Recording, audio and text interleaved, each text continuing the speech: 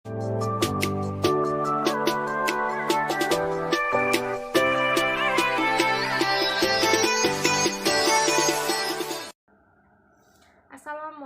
warahmatullahi wabarakatuh.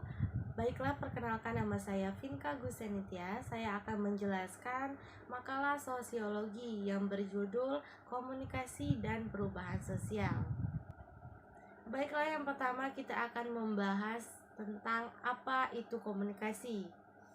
Komunikasi menurut Chad L. Hapline, ilmu komunikasi adalah upaya yang sistematis untuk memutuskan secara tegar asas-asas penyampaian informasi serta pembentukan pendapat dan sikap. Definisi Hotline di atas menunjukkan bahwa yang dijadikan objek studi ilmu komunikasi bukan saja penyampaian informasi, melainkan juga pembentukan pendapat umum atau public opini dan sikap publik atau public attitude yang dalam kehidupan sosial dan kehidupan politik memainkan peran yang amat penting. Bahkan dalam definisinya secara khusus mengenal pengertian komunikasinya sendiri, Hotline mengatakan bahwa komunikasi adalah proses mengubah perilaku orang lain, akan tetapi seseorang akan dapat mengubah sikap, pendapat, atau perilaku orang lain apabila komunikasinya itu memang komunikatif seperti diuraikan di atas. Baik, selanjutnya perubahan sosial. Komunikasi dan perubahan sosial merupakan konsekuensi logis dari kemajuan di segala aspek kehidupan, termasuk di dalamnya kemajuan teknologi komunikasi dan informasi. Hal itu dapat dirasakan dalam kehidupan sehari-hari, bahwa teknologi komunikasi yang semakin canggih dan terpercaya telah berhasil menjamah seluruh potensi sumber daya alam dan manusia. Dimensi ini membawa perubahan besar dalam bidang sosial, budaya, dan lainnya.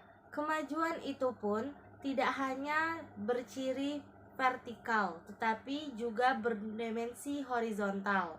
Menurut Alvin Toffler, memang dunia sekarang sedang digetarkan oleh kemajuan teknologi komunikasi yang semakin tinggi mutunya. Jarak yang semakin jauh lebih tepat, mudah, dan lebih banyak khalayak yang dijangkau untuk menerima pesan. Perubahan sosial menyangkut aspek-aspek sebagai berikut. Yang pertama, perubahan pola pikir dan sikap masyarakat menjangkau persoalan sikap masyarakat terhadap berbagai persoalan sosial dan budaya di sekitarnya yang berakibat terhadap pemerataan pola-pola pikir yang baru yang dianut oleh masyarakat sebagai sebuah sikap yang modern.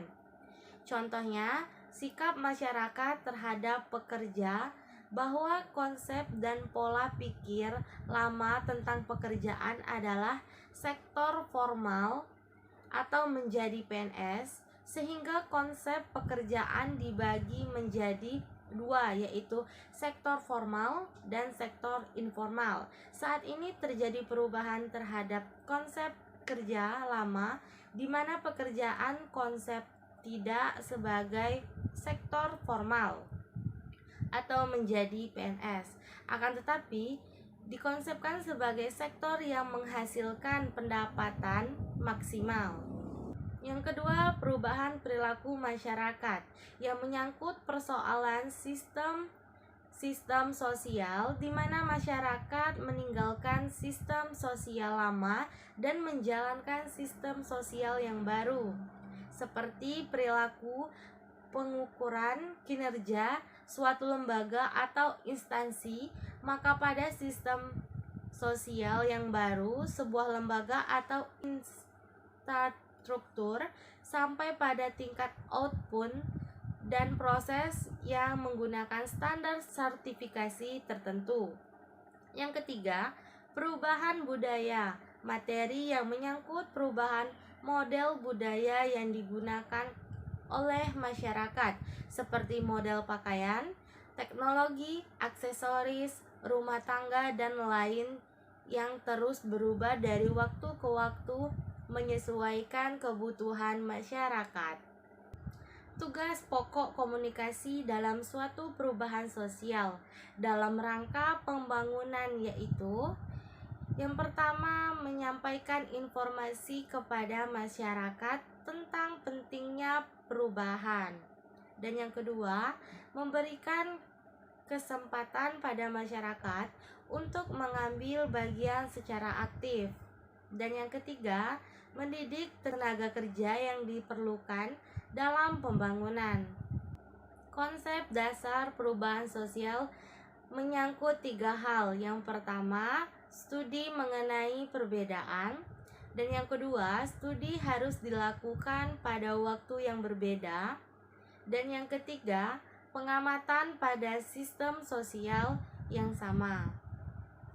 Artinya, untuk dapat melakukan perubahan sosial, kita harus melihat adanya perbedaan atau perubahan kondisi objek yang menjadi fokus studi. Kedua, kita harus melibatkan studi komparatif dalam dimensi waktu yang berbeda. Dan yang ketiga, objek yang menjadi fokus studi komparasi haruslah objek yang sama. Proses perubahan sosial dapat diketahui sebagai berikut.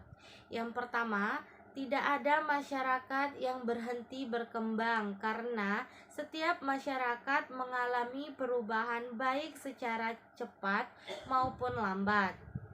Dan yang kedua, perubahan yang terjadi pada lembaga kemasyarakatan tertentu akan diikuti oleh perubahan pada lembaga-lembaga sosial lain.